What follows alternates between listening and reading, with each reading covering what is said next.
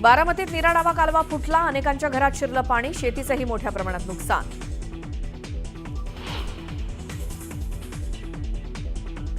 बारामती इंदापुरात पावसामुळे मोठं नुकसान, उपमुख्यमंत्री अजित पवारांकडून पहाटेच नुकसानग्रस्त भागाची पाहणी.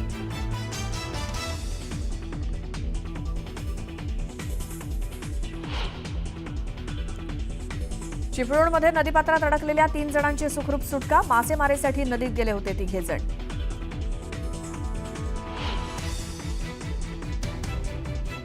पैठण तालुक्यात मुसळधार पावसामुळे बाणगंगा नदीनं ओलांडली धोक्याची पातळी, नदीकाठच्या घरांमध्ये शिरलं पाणी, नागरिकांना सतर्क राहण्याच्या सूचना.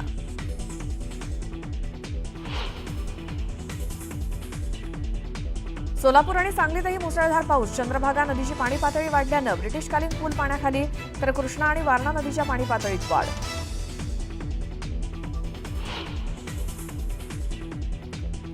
मुंबई शहरासह उपनगराला पावसानं झोडपलं, जोरदार पाऊस सुरू असल्यामुळे वाहतुकीवर परिणाम, तर वातावरणात गारवा.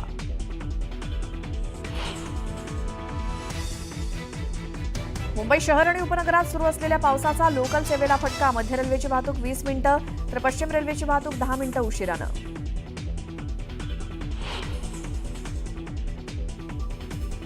राज्यात पुढील 4 दिवस मुसळधार पावसाचे, कोल्हापूर, सातारा, पुणे, मुंबई, ठाणे आणि पालघरला आज ऑरेंज अलर्ट.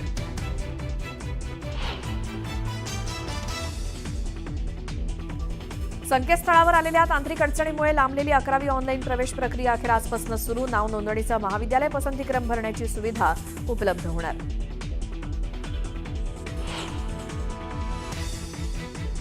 केंद्रीय गृहमंत्री अमित शहा नांदेड दौऱ्यावर, शंखनाथ सभेला लावणार हजेरी, भाजप करणार जोरदार शक्ती प्रदर्शन.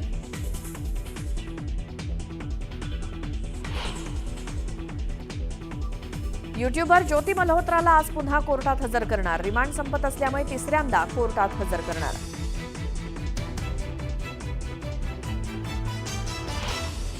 साताऱ्यातून सातारा जिल्ह्यातील फलटण तालुक्यात आज दिवसभर पडलेल्या खरं तर पावसामुळे कालही पाऊस पडलाय आणि आजही पावसाचा इशारा आहे आणि याच पावसामुळे मुसळधार पावसामुळे नद्या नाले ओसंडून वाहू लागलेले आहेत.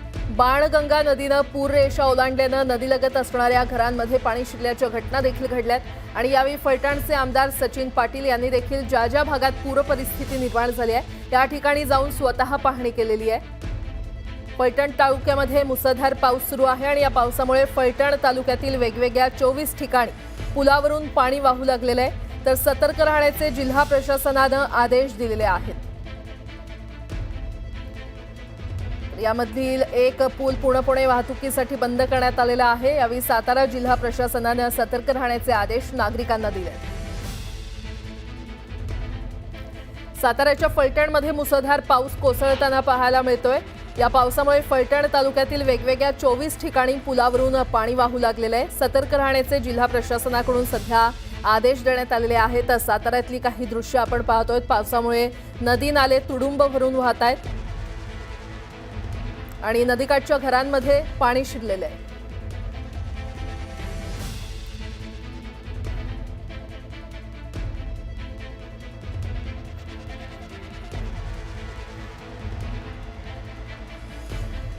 बाणगंगा नदीनं धोक्याची पातळी ओलांडली असल्याचं पाहायला मिळतंय आणि त्यामुळे नदीकाठच्या घरांमध्ये पाणी शिरलेलं आहे.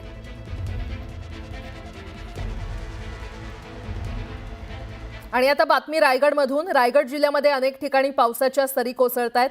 श्रीवर्धन तालुक्यामध्ये पावसाचा जोर पाहायला मिळतोय, तर वाळवटी गावातील बंदर मोहल्ला भागात पाणी शिरलेलं आहे. पाणी शिरल्यानं ग्रामस्थांमध्ये भीतीचं वातावरण आहे. गावातील जनजीवन विस्कळीत झालेलं आहे, तर वाहन चालकांना पाण्यातून मार्ग काढताना मोठी अडचण होते. वाळवटी जिल्हा परिषद शाळेसमोरील परिसरामध्ये देखील मोठ्या प्रमाणात पाणी साचलेलं आहे. रायगड जिल्ह्यामध्ये काल रात्रीपासूनच मुसळधार पावसानं हजेरी लावलेली आहे. श्रीवर्धन तालुक्यामध्ये पावसाचा जोर पाहायला मिळालाय, तर पाणी शिरल्यानं ग्रामस्थांमध्ये भीतीचं वातावरण तर आहेच, मात्र वाहन चालकांना पाण्यातून मार्ग काढताना कशा प्रकारे अडचण येते ते या दृश्यांमध्ये पाहायला मिळतंय. मोठ्या प्रमाणात रस्त्यांवर देखील पाणी साचलेलं आहे.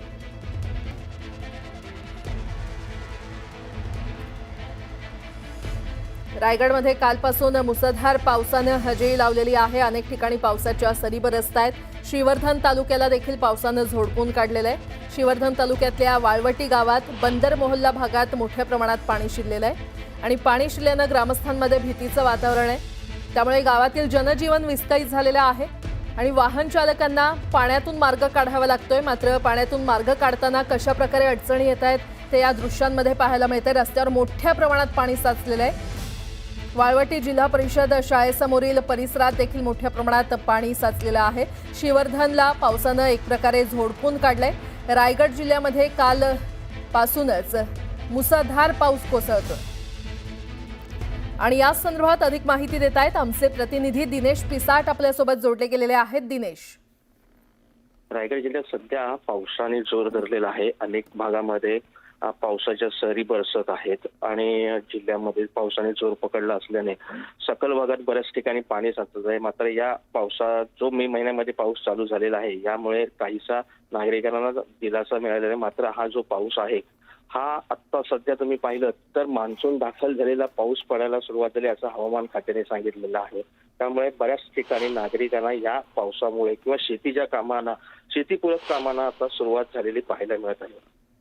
बरं दिनेश, अपडेट घेत राहू, तुर्तास धन्यवाद।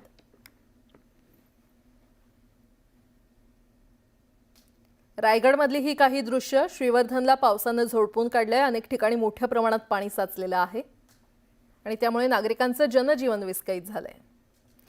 पुढची बातमी पाहूयात। राज्यातील अनेक भागांना मान्सूनपूर्व पावसानं तडाखा दिलेला आहे आणि अचानक आलेल्या या पावसाचा फटका बळीराजाला देखील बसलाय। या पावसामुळे शेतातील पिकं ही मातीमोल झाली आहेत आणि या पावसामुळे बळीराजासह त्याच्या कुटुंबियांच्या स्वप्नांचा चिखल झालाय। या बळीराजाला अपेक्षा आहे ती सरकारच्या मदतीची। पाहूयात। मान्सूनपूर्व पावसाचा बळीराजाला फटका।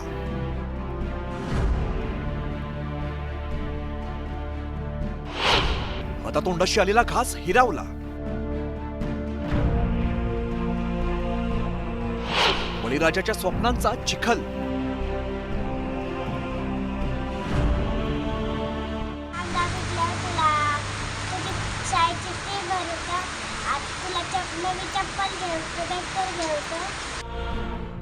बळीराजाच्या या 6 वर्ष चिमुरडीची कैफियत। या चिमुरडीच्या स्वप्नांचा अक्षरशः चिखल झालाय। या चिमुरडीच्या वडिलांनी शेतात कांदा काढून ठेवलेला होता। मात्र अचानक आलेल्या पावसाने या शेतातील जवळपास 300 गोणी कांदा भिजून गेला।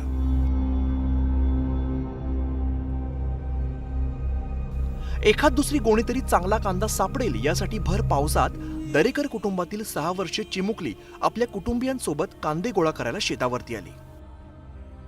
कांदा वेचायला येण्यामागे सुद्धा या चिमुकलीची एक भाबडी आशा होती, कारण हे कांदा विकून तिचे वडील नवीन कपडे आणि चपला घेऊन देणार होते। मात्र अचानक आलेल्या पावसामुळे चिमुकलीचं स्वप्न वाहून गेलंय।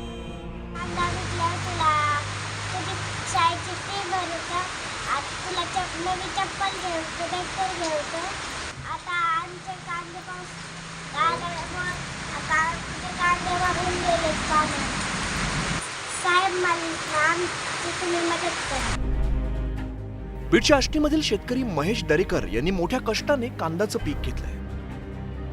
त्याच्या विक्रीतून 2 पैसे मिळतील अशी आशा त्यांना आणि त्यांच्या कुटुंबियांना होती। मात्र अचानक आलेल्या पावसाने त्यांच्या स्वप्नावरती पाणी फेरलंय। भविष्यातील खर्चाची तजवीज करायची कशी असा मोठा प्रश्न त्यांच्या समोर पडलेला आहे। सगळा कांदा शेतात 3 एकर होता, त्याला खर्च सगळा मिळून 80-90 हजारापर्यंत झाला। खत, बियाणं, लावणं, मजुरी सगळं, त्याला फवारणी आणि त्या कांद्यावर खूप अपेक्षा ठेवलेल्या आम्ही। पण पाऊस असा अवकाळी पाऊस येईन आम्हाला पण नव्हतं माहिती। सगळा शेतातच कांदा होता, शेताच्या बाहेर काढला तरी तो पाण्यातच आहे। आता आम्ही नेमकं पुढचा खर्च कसा करायचा, परत आता उद्याच्याला पेरणी आली जवळ, त्याचं बी कुठून आणणार, काय करणार, सगळं बंद झाल्यासारखे झालेत आम्हाला रस्ते। आमचा सगळा कांदा अक्षरशः आमची 5 महिन्याची मेहनत सगळी पाण्यामध्ये आहे।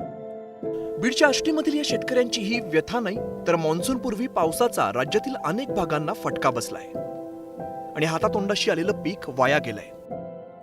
खूप असं नुकसान झाले, म्हणजे सलडे काढते ते, एक तर आता उचलता येत नाही, काहीच नाही, त्याचं फार नुकसान झाले।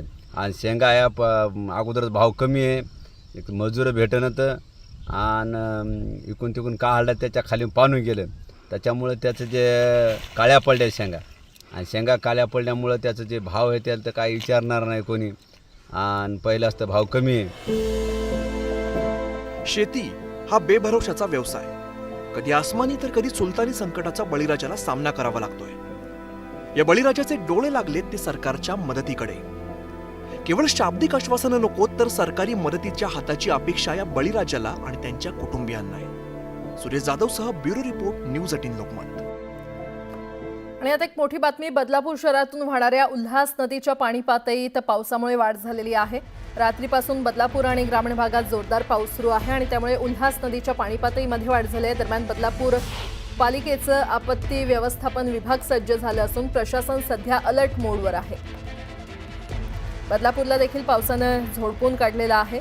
उल्हास नदीच्या पातळीमध्ये त्यामुळे वाढ झाली असल्याचं पाहायला मिळतंय. तर बदलापूर पालिकेचा आपत्ती व्यवस्थापन विभाग हे सज्ज आहे आणि प्रशासन सध्या अलर्ट मोडवर आहे.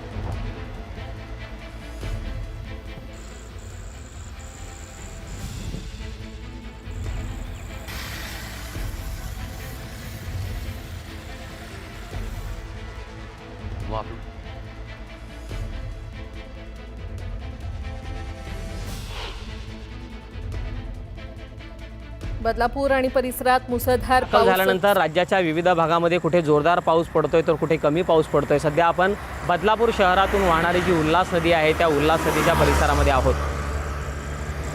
उल्हास नदीचा तुम्हाला हा सगळा परिसर दाखवतो. मात्र तत्पूर्वी आपण पाहू शकतो की ढग पूर्णपणे भरून आलेले आहेत. मोठ्या प्रमाणात मुसळधार पाऊस कोसळण्याची शक्यता आहे. मेघगर्जना सुरू आहे. आपण पाहू शकतो की विजांचा कडकडाट या ठिकाणी सुरू आहे. बदलापूर शहरातून वाहणारी ही उल्हास नदी आहे आणि या उल्हास नदीच्या पाण्याचा प्रवाह वाढलेला आहे. कारण गेल्या 12 तासामध्ये अंबरनाथ तालुक्यामध्ये जो जोरदार पाऊस पडतोय त्यामुळे या नदीचा पाण्याचा प्रवाह वाढलेला आपल्याला दिसतोय. पावसाचा जोर कायम राहिल्यास मध्य रेल्वेला याचा फटका बसू शकतो. कारण सध्या तरी मध्य रेल्वे जे आहे ते 15 ते 20 मिनिटं उशिराने धावत आहेत. कर्जत आणि बदलापूरहून CSMTकडे जाणाऱ्या ज्या लोकल आहेत त्या 15 ते 20 मिनिटं उशिराने आहेत. 16 वर्षानंतर पहिल्यांदा मान्सून हा मे महिन्यामध्ये दाखल झाला आहे आणि 12 दिवस आधीच हा मान्सून राज्यामध्ये दाखल झाला आहे. त्यामुळे सगळे आनंदित आहेत. कारण उकाड्यानं सगळं हैराण झाले होते. मात्र बळीराजाला याचा सगळ्यात जास्त फटका आपल्याला बसलेला पाहायला मिळतो आहे. अनेक पिकांचं नुकसान बळीराजाचं झालेलं आहे. मात्र सध्या उल्हास नदीच्या पाण्याचा प्रवाह जो आहे तो हळूहळू वाढतो आहे आणि त्यामुळे जर पाऊस असा जोरदार सुरू राहिला तर मात्र या उल्हास नदीच्या पाण्याची पातळी प्रशासन अलर्ट मोडवर आहे. पाऊस पडल्यानंतर प्रशासनानं सगळी दक्षता घ्यायची जी टीम आहे ती सज्ज केलेली आहे आणि त्याच्यामुळे कोणतीही आपत्कालीन परिस्थिती उद्भवू नये यासाठी जे आपत्कालीन विभाग आहे त्यांना सज्ज राहण्याचं आवाहन प्रशासनाकडून करण्यात आलं आहे. गणेश मंजुळानंत, न्यूज 18 लोकमत, बदलापूर.